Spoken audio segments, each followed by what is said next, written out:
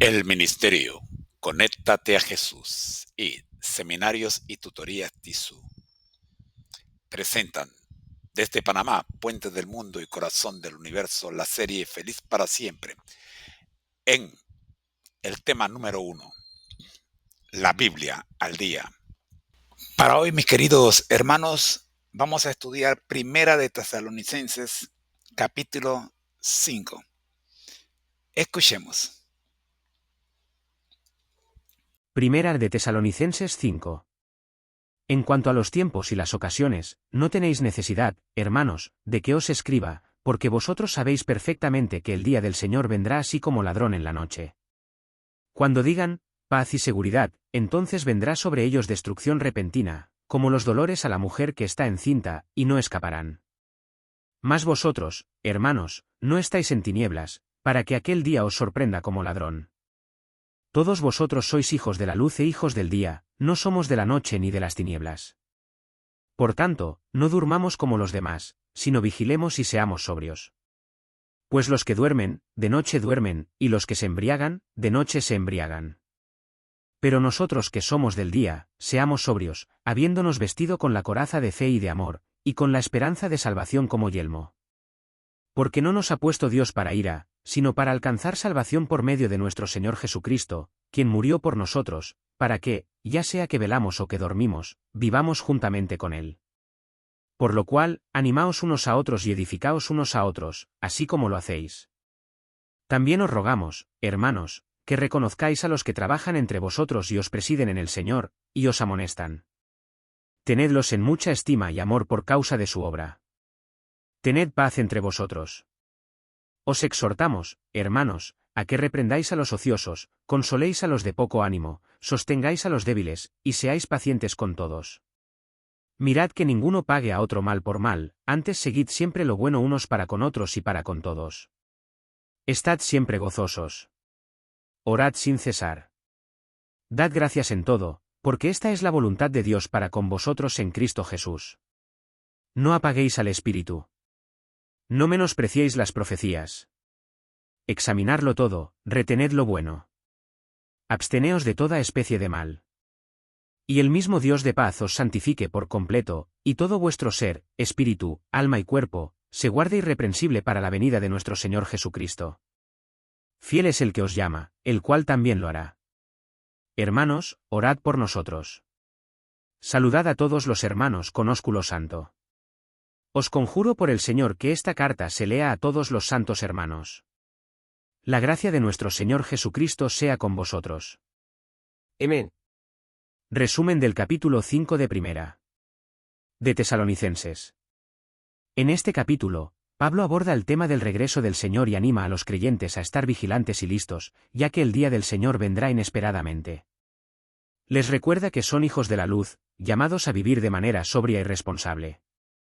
Pablo exhorta a los tesalonicenses a animarse y edificarse mutuamente, reconociendo la labor de sus líderes y manteniendo la paz. También les insta a cuidar unos de otros, siendo pacientes y solidarios, y a no devolver mal por mal. El apóstol enfatiza la importancia de la oración constante, la gratitud y la vigilancia espiritual. Les advierte contra apagar el espíritu y les anima a probar las enseñanzas para aferrarse a lo bueno y alejarse del mal. Finalmente, Pablo concluye con una oración por su santificación y un deseo de unidad, pidiendo que la carta sea leída a todos y enviando su bendición en la gracia de Jesucristo.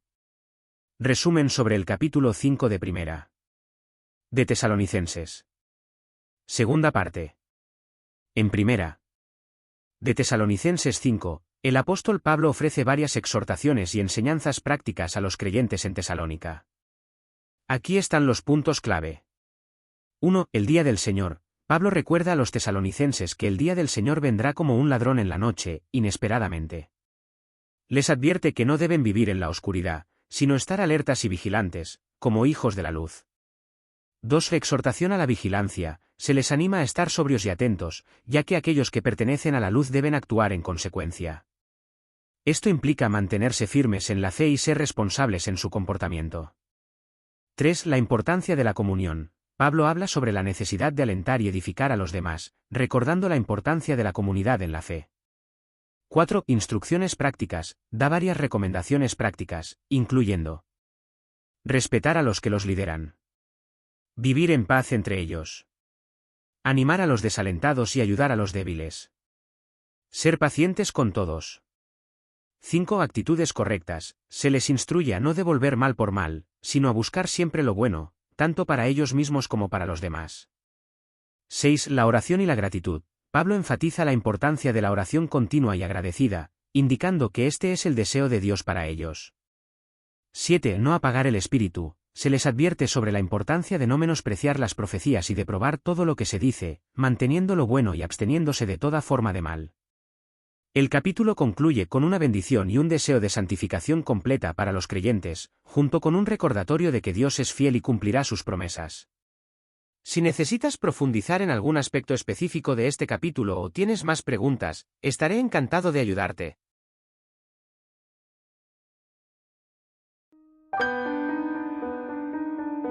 ¿Te has preguntado alguna vez, ¿cuál es el propósito de mi vida? Es una pregunta que ha resonado a través de generaciones. ¿Por qué estoy aquí? ¿Cuál es el plan de Dios para mí? La Biblia nos dice que somos creados por Dios y para Dios. Él tiene un plan específico y maravilloso para cada una de nuestras vidas. En Primera de Tesalonicenses, el apóstol Pablo nos da una guía clara sobre cómo vivir una vida que agrada a Dios. Esta carta, escrita a una iglesia joven, está llena de sabiduría eterna para nosotros hoy. A medida que viajamos por la vida, comprender la voluntad de Dios nos da dirección y esperanza. No estamos aquí por accidente. Nuestras vidas tienen significado y propósito. Dios desea que lo conozcamos, que experimentemos su amor y que compartamos ese amor con los demás. En Primera de Tesalonicenses, capítulo 4, versículo 3, descubrimos un aspecto fundamental de la voluntad de Dios, pues la voluntad de Dios es vuestra santificación. Santificación significa ser apartado para el propósito de Dios. Es un proceso de llegar a ser más como Jesucristo. Este proceso comienza en el momento en que aceptamos a Jesús como nuestro Señor y Salvador. El Espíritu Santo viene a vivir dentro de nosotros, guiándonos y transformándonos de adentro hacia afuera. A medida que entregamos nuestras vidas a Dios, Él comienza a obrar en nosotros, cambiando nuestros pensamientos, deseos y acciones. Así como un alfarero moldea el barro en una vasija hermosa, Dios nos moldea a la imagen de su Hijo. Esta transformación es un viaje de toda la vida y requiere nuestra participación activa. Debemos elegir cooperar con la obra del Espíritu Santo en nuestras vidas. En Primera de Tesalonicenses, capítulo 5, versículo 18, Pablo escribe: «Dad gracias en todo, porque esta es la voluntad de Dios para con vosotros en Cristo Jesús». La gratitud no es simplemente una sugerencia, sino un mandato. Es una parte esencial de vivir en la voluntad de Dios. El agradecimiento cambia nuestro enfoque de lo que nos falta a la abundancia de bendiciones que Dios nos ha dado.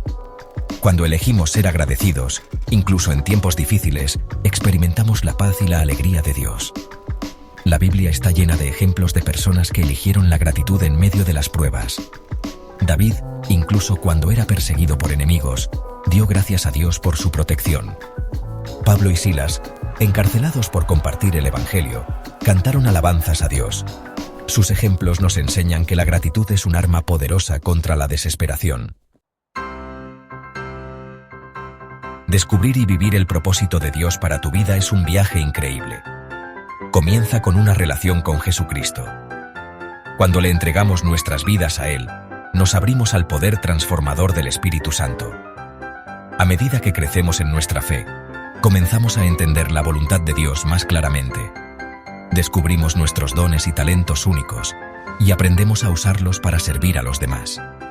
Encontramos alegría en vivir una vida con propósito, sabiendo que estamos marcando la diferencia en el mundo para la gloria de Dios. Dios tiene un plan para ti, un plan lleno de esperanza y propósito. Elige abrazar el regalo de la vida eterna a través de Jesucristo. Camina diariamente en santificación, permitiendo que Dios te moldee a la imagen de su Hijo. Y vive cada día con un corazón rebosante de gratitud.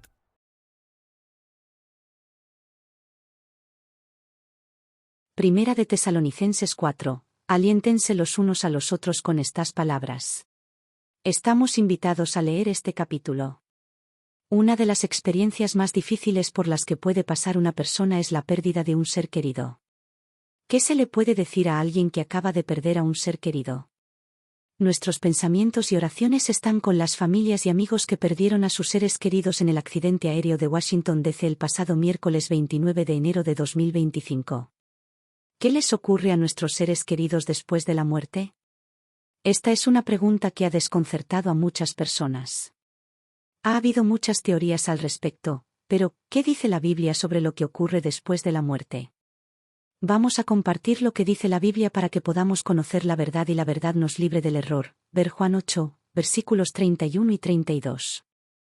En Primera de Tesalonicenses 4, versículos 13 al 18, el apóstol Pablo escribió a aquellos que habían perdido a sus seres queridos y que tenían la idea errónea de que los difuntos perderían la gloriosa experiencia que los cristianos esperan disfrutar en la segunda venida de Cristo.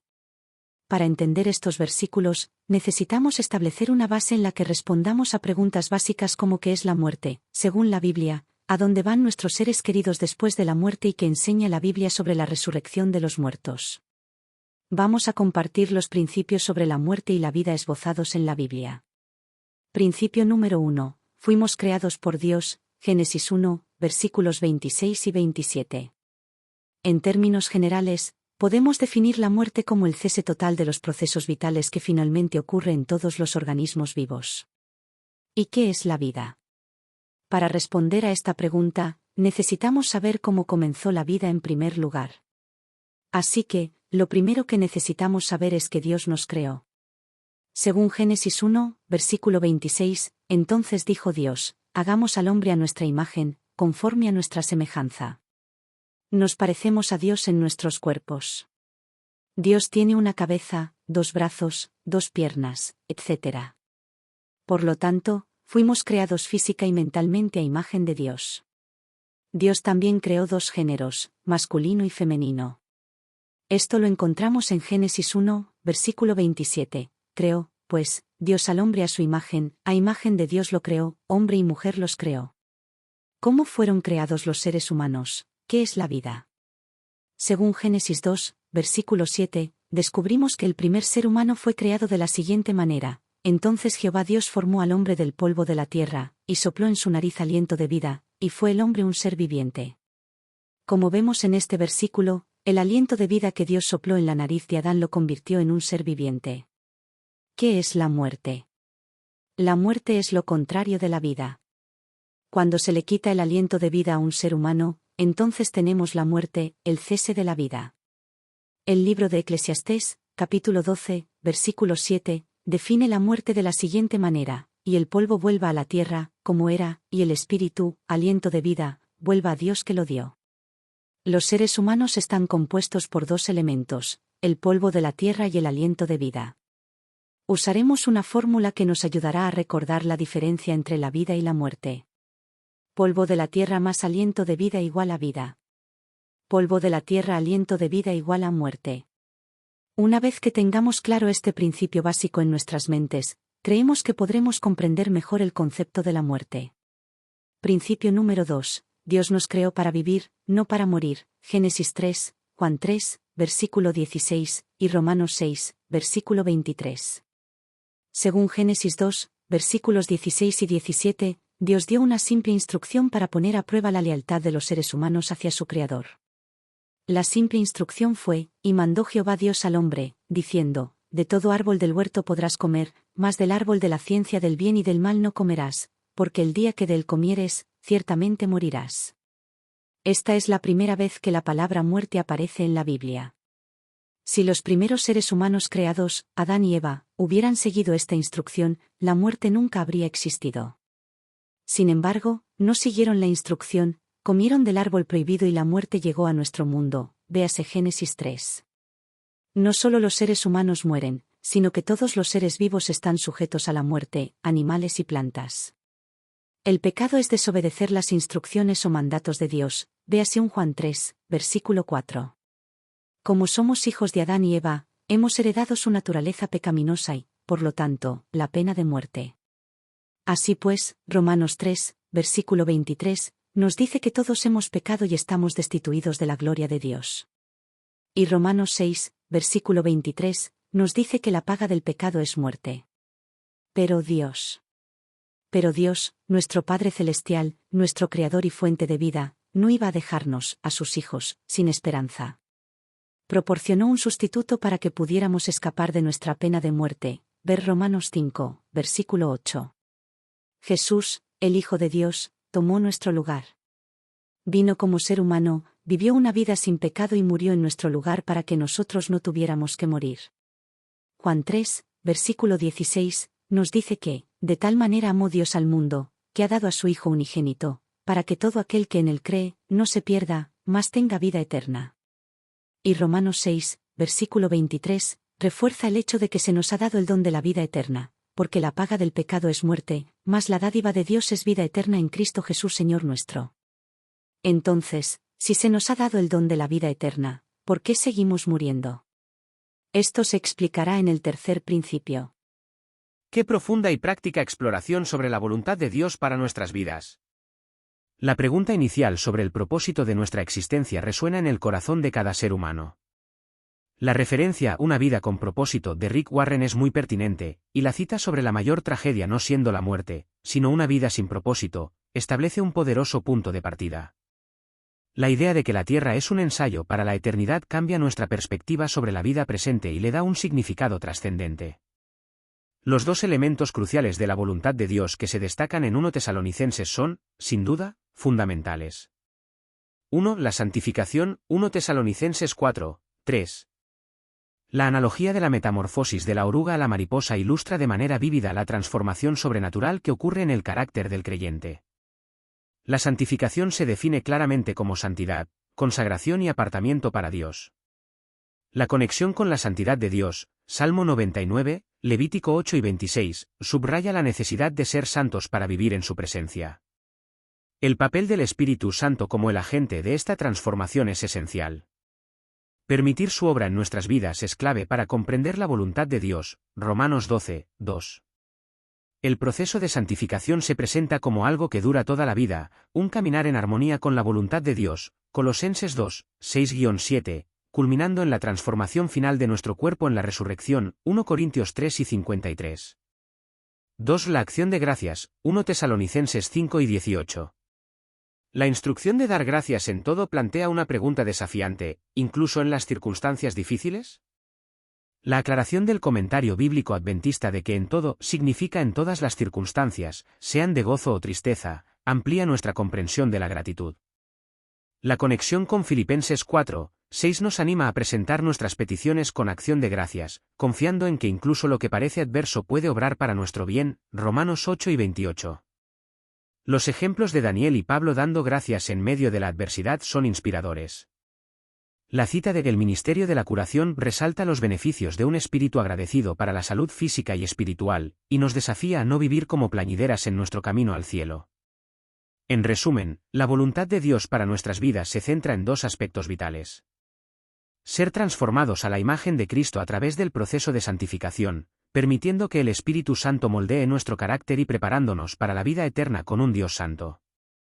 Cultivar un corazón agradecido en todas las circunstancias, confiando en la providencia de Dios y reconociendo su mano incluso en medio de las dificultades. Al aceptar el regalo de la vida eterna en Jesús, iniciamos este camino de santificación y la acción de gracias se convierte en una parte integral de nuestro nuevo estilo de vida. ¿Qué te parece esta comprensión de la voluntad de Dios? ¿En cuál de estos dos aspectos sientes que necesitas crecer más en tu propia vida? Amén. Este resumen sobre el capítulo 5 de 1 Tesalonicenses. En 1 Tesalonicenses 5, el apóstol Pablo ofrece varias exhortaciones y enseñanzas prácticas a los creyentes en Tesalónica. Aquí están los puntos clave. 1. El día del Señor Pablo recuerda a los tesalonicenses que el día del Señor vendrá como un ladrón en la noche, inesperadamente. Les advierte que no deben vivir en la oscuridad, sino estar alertas y vigilantes, como hijos de la luz. 2. Exhortación a la vigilancia se les anima a estar sobrios y atentos, ya que aquellos que pertenecen a la luz deben actuar en consecuencia. Esto implica mantenerse firmes en la fe y ser responsables en su comportamiento. 3. La importancia de la comunión Pablo habla sobre la necesidad de alentar y edificar a los demás, recordando la importancia de la comunidad en la fe. 4. Instrucciones prácticas da varias recomendaciones prácticas, incluyendo respetar a los que los lideran, vivir en paz entre ellos, animar a los desalentados y ayudar a los débiles, ser pacientes con todos. 5. Actitudes correctas se les instruye a no devolver mal por mal, sino a buscar siempre lo bueno, tanto para ellos mismos como para los demás. 6. La oración y la gratitud Pablo enfatiza la importancia de la oración continua y agradecida, indicando que este es el deseo de Dios para ellos. 7. No apagar el espíritu se les advierte sobre la importancia de no menospreciar las profecías y de probar todo lo que se dice, manteniendo lo bueno y absteniéndose de toda forma de mal. El capítulo concluye con una bendición y un deseo de santificación completa para los creyentes, junto con un recordatorio de que Dios es fiel y cumplirá sus promesas. Si necesitas profundizar en algún aspecto específico de este capítulo o tienes más preguntas, estaré encantado de ayudarte. ¿Qué aspecto de este capítulo resuena más contigo en este momento? ¿Cómo influye la esperanza de la segunda venida en tu vida diaria?